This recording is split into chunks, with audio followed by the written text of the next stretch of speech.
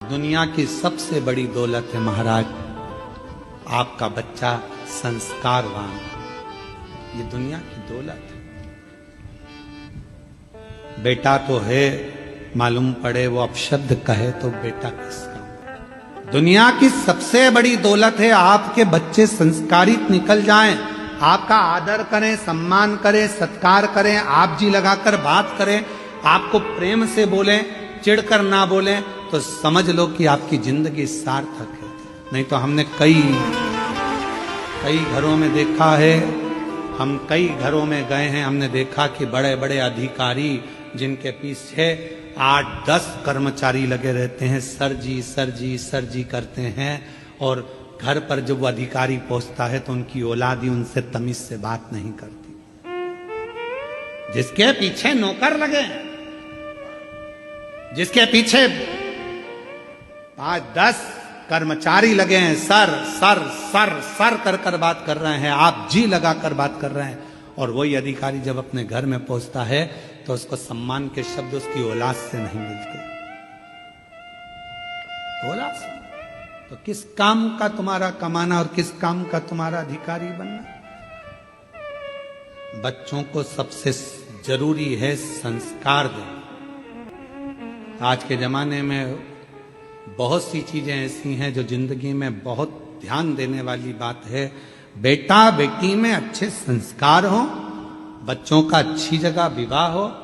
बेटी का विवाह तो फिर भी चल जाता है कि बेटी को विदा कर दिया, पर सबसे ज्यादा टेंशन बेटे की विवाह की रहती है कि बेटी तो चली जाएगी, हमारे घर के संस्कार जो हमने दिए हैं वो लेकर जाएगी, पर हमारे यहाँ जो आएगी जगदम्बा वो कैसी आएगी, ये भरोसा, इसका भरोसा कैसे कर सकते। हमने तो अपनी बेटी को जो संस्कार दिया वो लेकर जाएगी। हमारी बेटी ऑफिस से आती है, खुद चाय बनाती है, कॉफी बनाती है, देती है, पापा मम्मी लाओ मैं कर दूं, लाओ पापा मैं कर देती हूं, पापा आज लेट क्यों हो गए, मम्मी आज ऐसा क्यों हो गया। हमारी बेटी में तो इतने संस्कार है, पर कौन सी बेटी हमारे बेटे के लिए आ रही है, उसमें क्या संस्कार है ये हमको नहीं मालूम, ये हमको नहीं ज्ञात।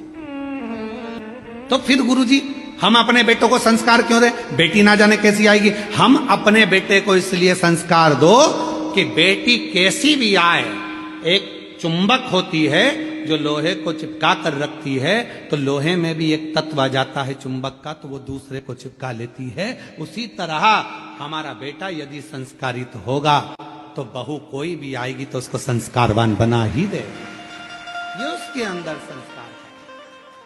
दुनिया की सबसे बड़ी दौलत है अच्छे संस्कार हमारे बच्चों को मिले, श्रेष्ठता का भाव मिले, हमारे माता बच्चे सम्मानजनक भाव से प्रणाम करें, नमन करें। और कौन सिखाएगा इनको, अपने को तो सिखाना है। एक माता पिता ने अपने बच्चे से कहा, ऐ सुन शाम को गुरुजी आएंगे प्रणाम करना हो।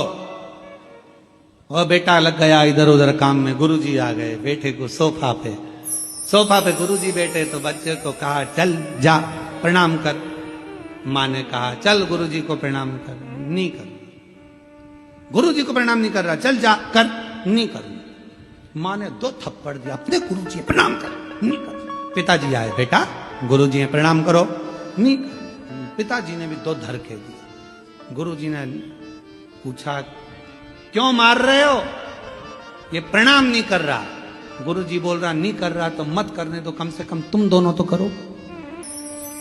नहीं कर रहा मत करने दो, तुम दोनों तो करो। जैसे ही उस बच्चे के माता पिता ने झुककर प्रणाम करा, इतनी देर में बच्चे ने साष्टांग दंडवत कर दिया। दंडवत। हम सुधरेंगे, युग सुधरेगा। हम बदलेंगे, कब बदलेगा, बोलो बोलो बोलो।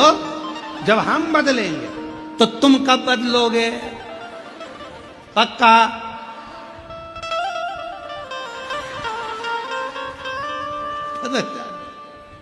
बहुत जरूरी है तुम्हारा बदलना भाई, अपना बदलना बहुत जरूरी है महाराज।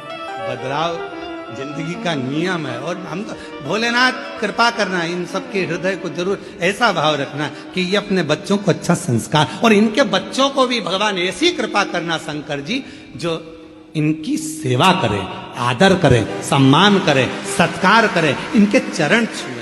ऐसे संस्कार इनके बच्चों को दीजिए।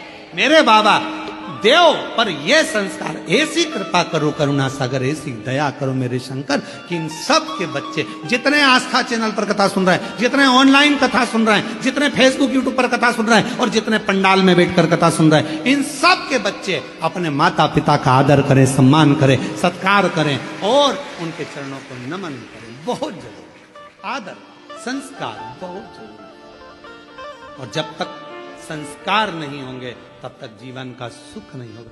और महादेव नमन चरण स्वीकार कीजिए, सबका किया है मेरा भी उद्धार कीजिए, उद्धार कीजिए। है त्रिपुंडधारी, है त्रिशूलधारी, है त्रिपुंडधारी, है त्रिशूलधारी। कोई हमारा पूर्व का सुख होता है जिसके कारण हमको पवित्र भाव उत्पन्न होता है, कोई पूर्व का नहीं, कोई पूर्व का सुख। लोग कहते हैं कि बच्चों की संगत बुरी है, संगत बुरी है। हम कहते हैं नहीं नहीं, आपके घर के संस्कार अच्छे होंगे तो संगत किसी काम की नहीं है।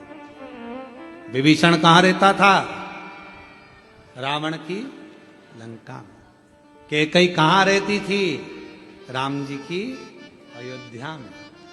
बोलो, कैकई को संगत अगर लगी होती तो कैकई ना सुधरी होती, विभीषण को संगत लगी होती तो विभीषण ना बिगड़ा होता। संगत नहीं, संस्कार मूल है। जो छोटे बच्चों को हमने ज्ञान दे दिया, समझा दिया, बता दिया, उसकी बुद्धि में जो बैठ गया, जो बैठ गया।